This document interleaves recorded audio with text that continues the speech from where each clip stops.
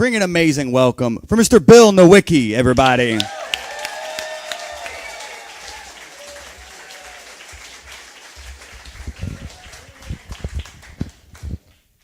Hey everybody, welcome. Yeah, I just ended the most successful starter marriage in the history, 31 years. So I feel pretty good about it. You know, I do. And I grew up in a big family, kind of like Randy, 5 of 6 kids. So by the time I went to school, I was pretty much clueless. And I've been a little bit clueless my whole life. But when I showed up the first day of school, Mrs. Webb, my teacher, asked me what my name was. So I said, Billy. She said, Billy what? I was like, that's all I got.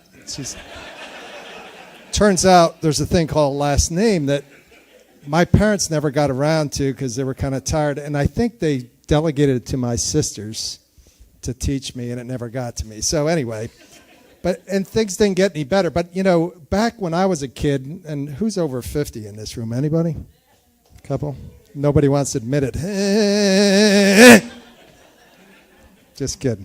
No, back in the day, I mean, there was a big difference between adults and kids. I mean, it was almost like a different species. So when I started to write, I watched the kids that are right-handed go from left to right.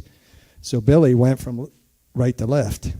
And it seemed like it was going pretty well until my first report, and the teacher was reading that shit in the mirror. It was like, Billy's got some problems.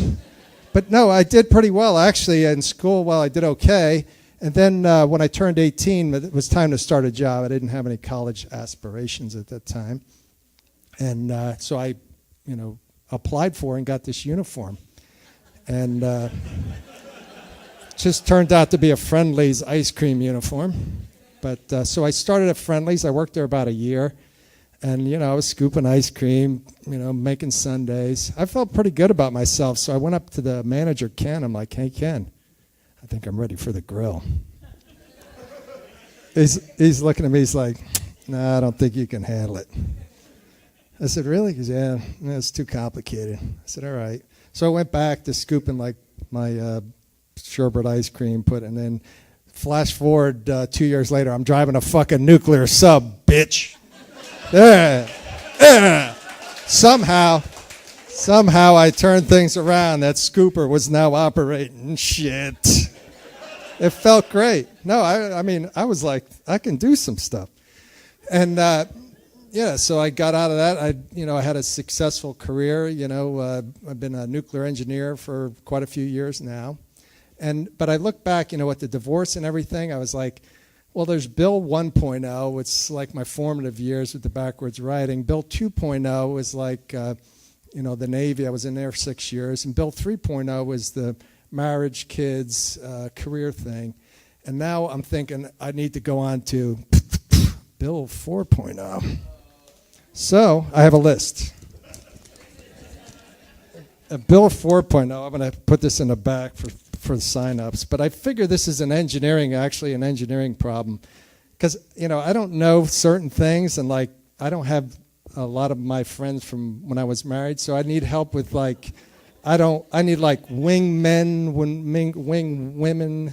I don't know about like how to hug correctly and how not to be, the A-frame and the shoulder hug and some of the other things like, let's see, Instagram, Facebook. I can use some help with the social media. Try not to look creepy. And things like mumble rap. I have no clue. No idea. But I'll leave this out. Let me go ahead and pass that out now. Thanks. But no, I'm being serious with you people. You think I'm doing this for fun? Hell, I need some help. But anyway, I work at a place, and I'm still a little bit clueless, to be honest with you. And I work at a place called the Institute of Nuclear Power Operations. Let's hear it for nuclear power. Dying industry, but anyway. No, I work there, and they have a wellness program, which is great. And I Mondays and Thursdays have a thing called Strength and Core, and I love doing Strength and Core classes. So on a Monday, it was about 6 months ago, I did strength and core, and I went and took a shower, and because I get pretty sweaty. That's a whole nother bit. But anyway, I got out of the shower, and I toweled myself off, and I threw my towel in the bag.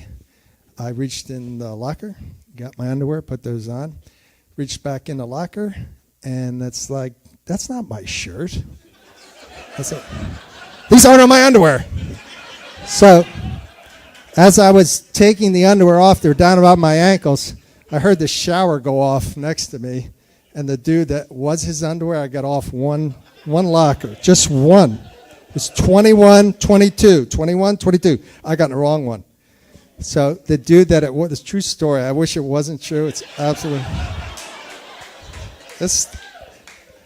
But anyway, I saw the dude out of my corner of my eye, and it was like I couldn't look at him, and I